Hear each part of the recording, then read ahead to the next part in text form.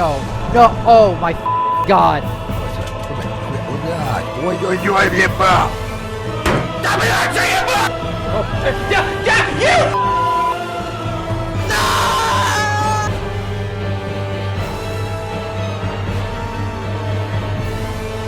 Dark Souls is a third-person action role-playing game brought to us from Software and published by Bandai Namco.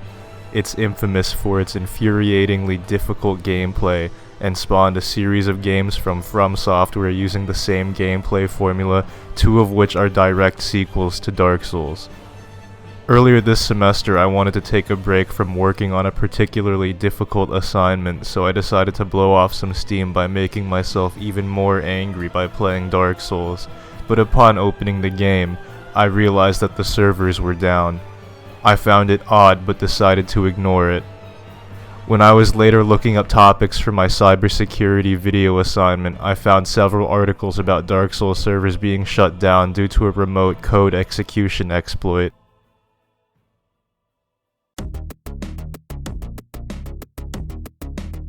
As covered in class, a remote code execution is a cyber attack where an attacker can execute arbitrary code on a target machine over the internet.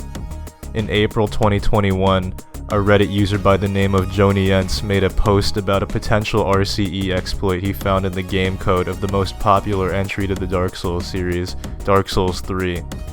This vulnerability was actually known several years prior by another group of game modders who discovered it while they were making a third-party anti-cheat for the game, but Jonientz was the first person to create proof of concept code for the exploit and demonstrate it over a live stream.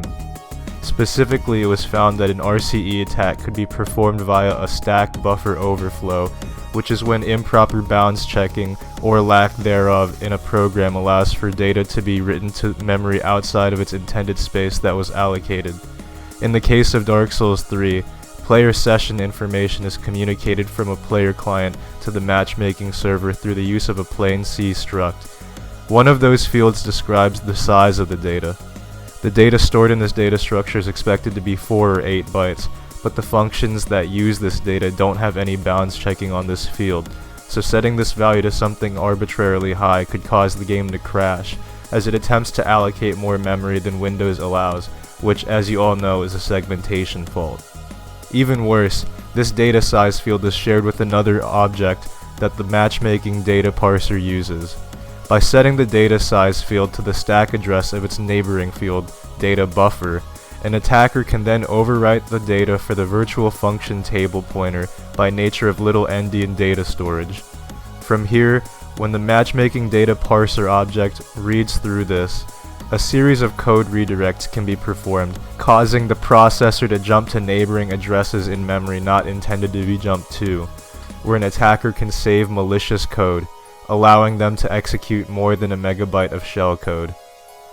What makes this exploit dangerous is not that it's a peer-to-peer attack, but via the dedicated matchmaking server. Dark Souls multiplayer works in that while players are wandering through their single-player game world, the game will advertise their session to other players through the matchmaking server.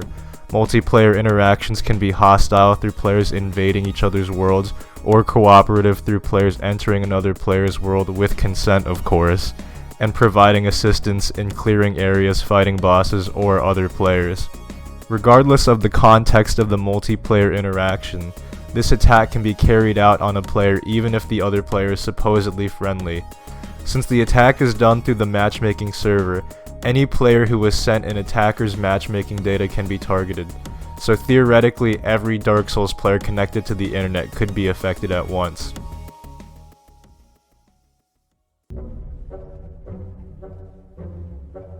As stated earlier, Jonientz wasn't the first person to discover this. A group of modders had reported the vulnerability to Bandai Namco and From Software several years earlier, but to no avail. Jonientz also reported this vulnerability, with no action being taken by the game devs. He also posted on Steam discussion boards, where Bandai Namco deleted the thread, as well as Reddit, where the vulnerability gained traction in the community and games journalism. About 40 days after he reported the exploit, and no dev response, he went live on Twitch to demonstrate the exploit by having another player with the proof of concept code connect to his game and remotely play a text-to-speech recording through his own computer.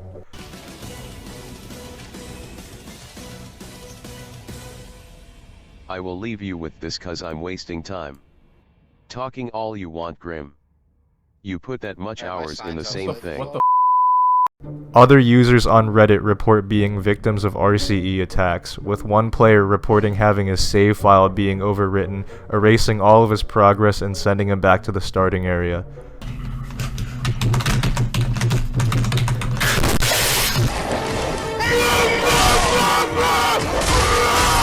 Come on! Come on! Yes! Yes!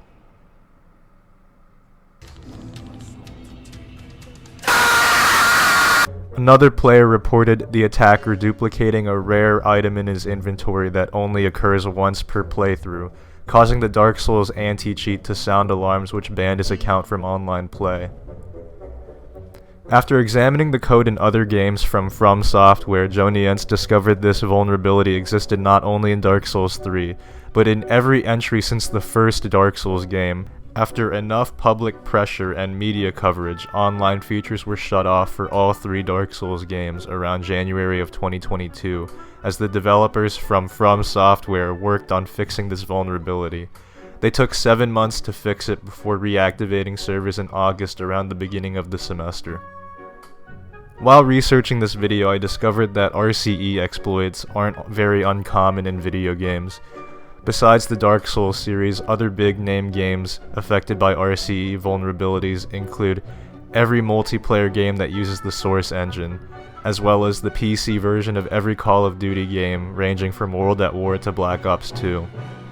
While players are fortunate enough that Valve cares enough about its consumers to patch its games quickly, Activision has not shown the same level of concern for its consumers. Even today, the review pages for several Call of Duty titles have people warning against buying the game due to RCE vulnerabilities that its developers don't care to fix. So what exactly is the lesson in all of this? If you're a developer, assume that people will dig through your code, and implement proper filtering and sanitization.